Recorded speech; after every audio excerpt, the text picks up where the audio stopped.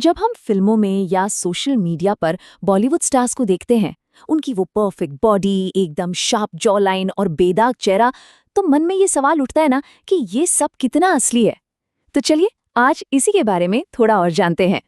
और यही है आज का हमारा सबसे बड़ा सवाल, वो खूबसूरती जिससे हम सब इतने इंस्पायर होते हैं या कभी-कभी थोड़ा इनसिक्योर भी फील करते हैं। क्या वो सच में है भी, या फिर ये सब सिर्फ एक बहुत ही स्मार्ट तरीके से बनाया गया इल्यूजन है?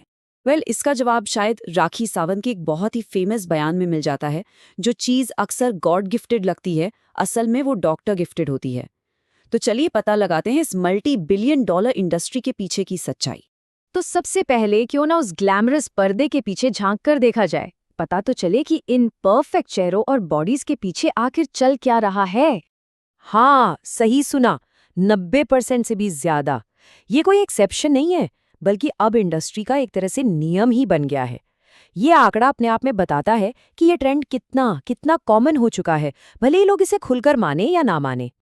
अब देखिए, ज्यादातर लोग तो इस बात को छिपाते हैं, लेकिन कुछ सेलेब्स हैं जिन्होंने इसे ओपनली एक्सेप्ट भी किया है। श्रुति हसन, शिल्पा शेट्टी, यहाँ तक कि राजकुमार राव, इन सब ने माना है कि हाँ, उन्होंने अपने लुक्स को बेहतर बनाने के लिए सर्जरी की मदद ली है। और पता है सबसे इंटरेस्टिंग बात क्या है? राइनोप्लास्टी, जिसे हम नोज जॉब भी कहते हैं, ये कोई आज की टेक्नोलॉजी नहीं है। दुनिया की पहली रिकॉर्डेड प्लास्टिक सर्जरीज में से एक, पता है कहाँ हुई थी? यहीं भारत में, करीब करीब 2600 साल पहले। कमाल है ना? लेकिन ये प्रोसेस सुनने में जितना सिंपल लगता है उतना है नहीं। असल में ये बिल्कुल भी ग्लैमरस नहीं है। सोचिए, स्किन को हटाया जाता है, हड्डी को लिटरली फाइल करके शेप दिया जाता है और फिर सब कुछ वापस चला जाता है।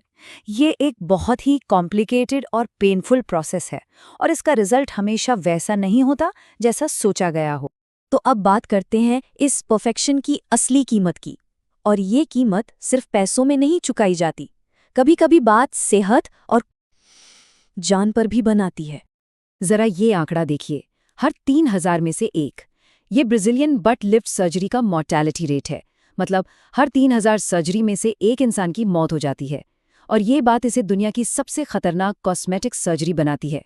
पर हैरानी की बात यह है कि इसके बावजूद ये सबसे तेजी से पॉपुलर होने वाली सर्जरीज में से एक है। और सिर्फ बट लिफ्ट ही नहीं, गोरी स्किन पाने की चाहत भी जानलेवा साबित हो सकती है।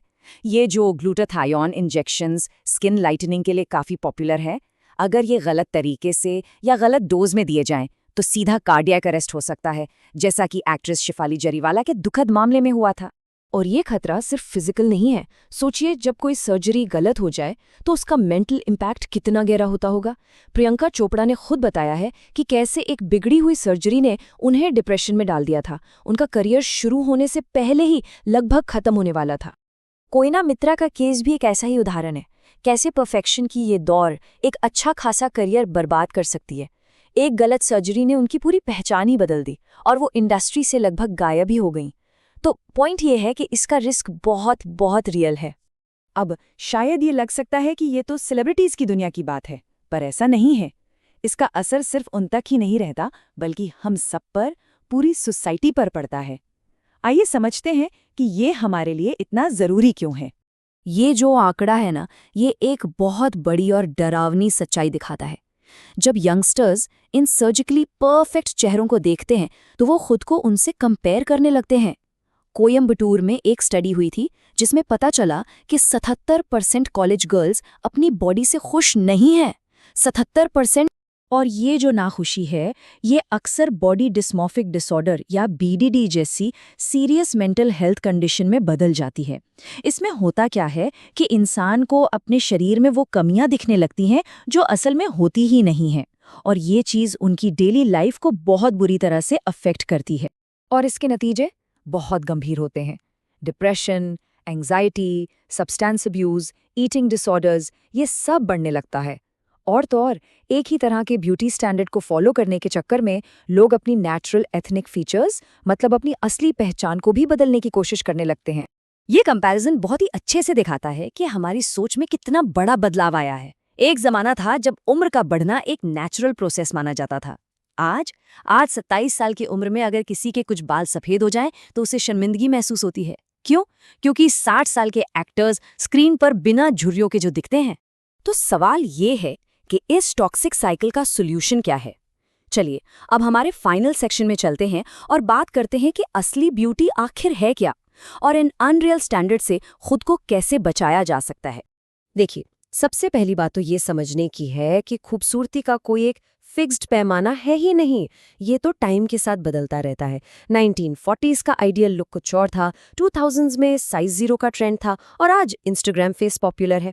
तो जब ट्रेंड ही बदलते रहते हैं तो किसी एक के पीछे भागने का क्या फायदा?